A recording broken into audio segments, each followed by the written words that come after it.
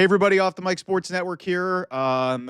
The Western Conference Finals in the NBA, game one is in the books. The Oklahoma City Thunder win 114-88. This was pretty much a runaway in the second half. The Thunder score 70 points to they outscore the Timberwolves 70-40 in the second half. Like, Jesus, that is, as my sister would say, woof. 70-40, like outscored. They were minus 30 in the second half. Oklahoma City just completely ran away with this thing. Shai Gilgeous-Alexander, who's going to be the MVP of the league, goes for 31. I mean, Julius Randle was again outstanding, but it didn't matter. Nobody else could hit an open shot. Like the the Timberwolves in this game shot 15 of 51 from three. They were under 35% from the field. Oklahoma City was 50% from the field, and they were 11 of 21 from three. And they just get so many contributions from so many different people. Four of their starters in double figures. It's just like they play so many guys. It's ridiculous. And they're the best team. If Oklahoma City is operating at this level, nobody's beating them. Nobody's beating them four times in 7 games. It's not happening. Even if the Cavs would have somehow gotten out of this, they wouldn't have done this. Oklahoma City, the only way they're gonna lose is if another team just starts making shots and can hang on to the ball and doesn't make a ton of mistakes. And Minnesota had a blueprint in the first half. They turned over the ball a little bit, but they were making shots.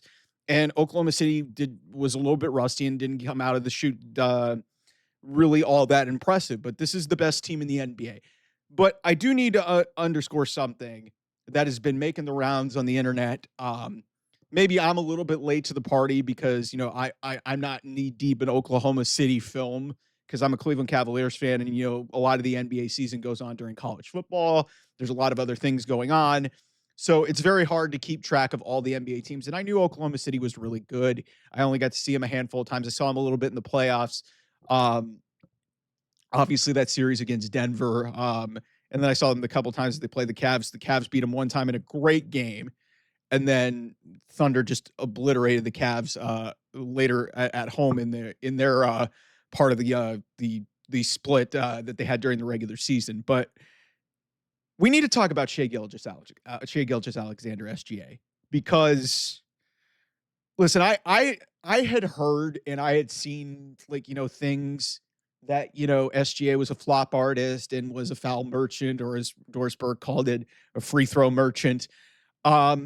Some of the stuff that was going on in this game was patently absurd, especially considering the level of physicality that the Indiana Pacers were allowed to impose on the Cleveland Cavaliers in the last round, and the level of physicality that has been allowed in the playoffs, even with the Thunder on defense.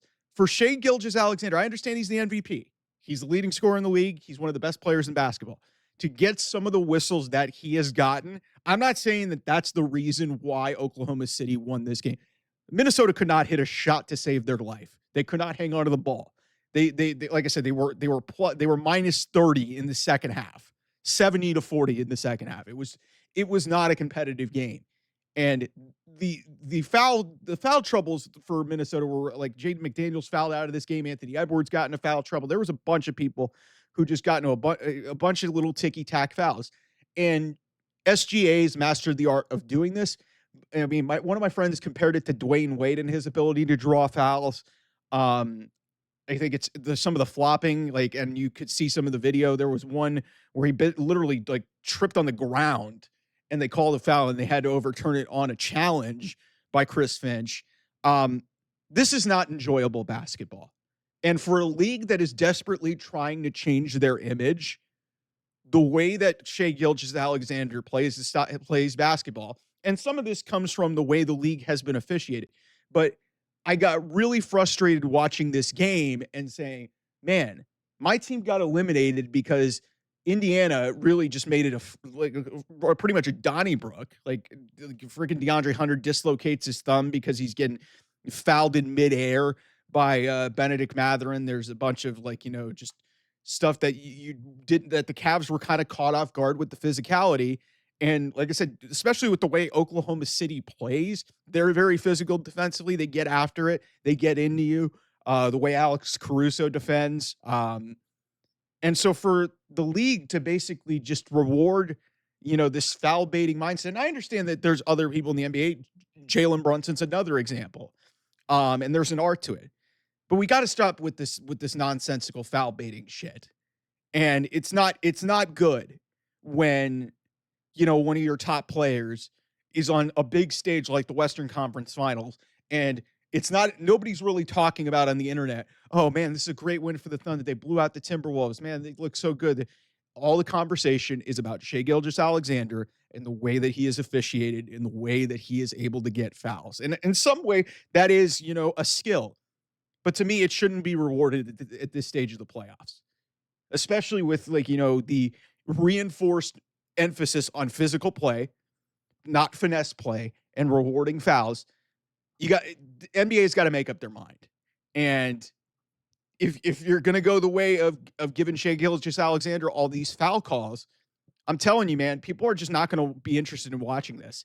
And it makes Oklahoma City kind of, even though in theory they should be a very well-liked team, they're a young, feisty young group of young dudes. It's the youngest team that's ever reached this round, and organically built really through like drafting and smart trades from Sam Presti. They really built this thing up smartly.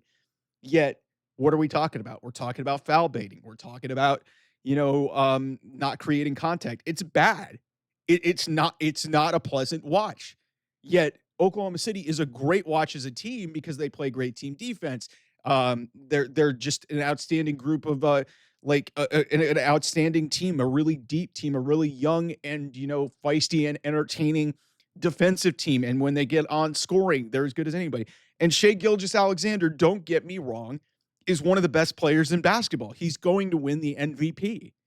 But I keep going back to, wait, the Cavs got knocked out of the playoffs because of all the physical play that completely caught them off guard against Indiana. And yet here we are in the Western Conference Finals, and Shai Gilgeous-Alexander is getting these, tap fouls. It's like, what are we doing? We're rewarding this, and we're just giving away free throws. Like, he was 10 of 27 in this game. He had 31 points, and he played solidly. But a lot of these fouls were just ridiculous, man. And it's just you're getting some top players into foul trouble. And I understand that, some of this is just the way the game has been officiated. But again, make up your mind, because it's been a completely different game from the regular season to the playoffs. And especially when the rest of the team that he plays for really gets hard after it and, gets away with a lot of stuff in terms of like the physical play that they have. But then you're giving Shai Gilgeous-Alexander all these damn tap fouls. It's not a fun watch. It's not entertaining. And it really takes away from what a great story Oklahoma City is, because they are a great story. But when you see type of shit that was going on in this game, and yeah, you look at the score, Minnesota could have easily made this game if they could have made a shot in the second half. But we're not even talking about that. We're talking about SGA, the MVP, looking like a freaking like flop artist. Like, I hated flopping, and I admit it. Like, you guys know, I am a big, advocate for LeBron. LeBron's a flopper. And I know that's part of this is like, you have to sell to get calls. But to me, that's not basketball. That's not basketball. And it's annoying. So I don't know what the league's going to do. I hope Minnesota can make this a series, because, at least it'll make it, because I can tell you this, a lot of, non-Oklahoma City people are going to start rooting for the team playing against them, because it's just, it's not a pleasant watch to see these games get consistently stopped with these, ticky tack, just not even borderline. Some of these were, nobody was touching him. What are we doing?